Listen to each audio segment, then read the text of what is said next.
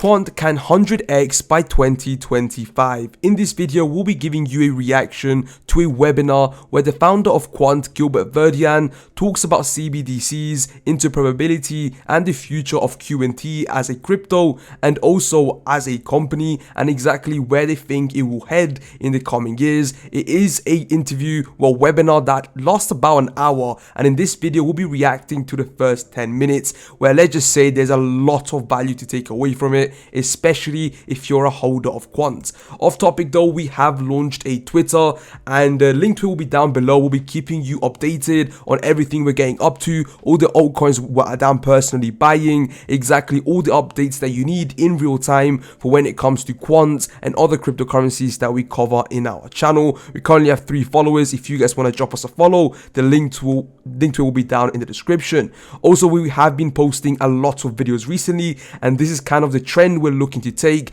We're looking to post about 5 to 10 videos a day, and yes, this is going to be more normal on the Crypto Maxi channel. Updates on every single possible crypto that I am personally interested in and that I know you guys are interested in as well. We're currently covering Gala, Quant, Casper, a lot of smaller altcoins that I'm looking at, and Jasmy, and a whole lot of other tokens like XRP and Alliance Block 2. So if you guys want to stay up to date with all of that, subscribe and hit the notification bell. With that being said, let's get straight into this reaction. Hello everybody, I'm Dominic Hobson, co-founder of Future of Finance. Welcome to our webinar, Is This How CBDCs Will Happen? Major global currencies. Now, I do want to mention that Dominic Hobson's, let's just say his network when he was doing this webinar, it wasn't exactly the best. So yes, it is an R video. It is Dominic's, network connection from the looks of it. It's 7 years to the month, if not the day, since Ben Broadbent, then as now Deputy Governor for Monetary Policy at the Bank of England, popularised the phrase central bank digital currency, or CBDC. Rereading his famous speech on the topic a few days ago, I was struck by how little the issue. Who should have access to central bank money? Should it just be banks, or can it be non-banks? Can it even be individual consumers? Would a CBDC drain the commercial banks of the deposits that fund their loans? What would happen to the price of bank loans if banks had to rely entirely on wholesale funding? Are capital market settlements the obvious use case for CBDCs? So here we are. So in this video, they're pretty much in this webinar, they're going to go through exactly what the use cases are going to be with CBDCs, keeping in mind that this webinar happened not too long ago, but it did happen around last year or the year before. And also they are going to be talking about, of course, exactly how Quant will play into this and exactly how major global currencies will transition to central bank digital currencies, which Quant will play a major factor in. We are 7 years on. The Bank of England, which published another consultation paper on digital pound only last month, is still researching CBDCs in 2023, just as it was back in 2016. And it's still asking itself and us the same question. There are 92 other central banks around the world. There are at least 15, possibly now 16 CBDC proofs of concept and pilot tests going on around the world, and many more have been completed months or even years ago. Yet 7 years on, we have just 4 CBDCs live in the world, and not one in a major currency. As the title of our webinar intended, isn't it time to make something happen rather than just talk about it and write about it? Now, bureaucratic minds tend to think that writing a paper or completing a proof of concept or commissioning a pilot test are the equivalent of action, but they're not, obviously. Indeed, I've begun to think that one effect of all the ink spilt on CBDC since we've lost sight of some of the bigger questions that Ben Broadbent asked 7 years ago. Amid yet another series of bank failures, Silicon Valley Bank, Signature Bank, and even the mighty Credit Suisse, it's worth remembering that in March 2016, Ben Broadbent asked the same question we asked at the very first Future of Finance a decade ago. Is it... After this 30 seconds I've just heard, I'm pretty sure this is actually a recent webinar, because he mentioned some of the banks that have recently, of course, went bankrupt. So I'm pretty sure this is actually extremely recent interview and webinar with these guys. So yeah. Time to move to a narrow 100% reserve banking system. Is a CBDC an opportunity to do that? Are fractional reserve banks the best institutions we can devise? to transfer value through time. In other words, to manufacture credit.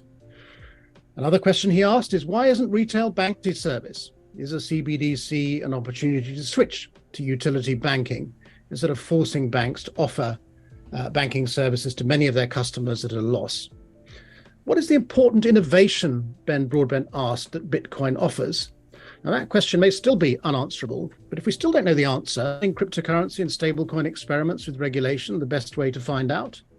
Do we think regulation rather than redesign is still the best way to create a more stable financial system for the longer term? Might crypto not light the path not to more and worse of what we have already, but to a more innovative, less dangerous banking system? These were all questions that Ben Broadbent asked 7 years ago, but have not been asked much of late, and I hope we'll have time to touch upon some of them today.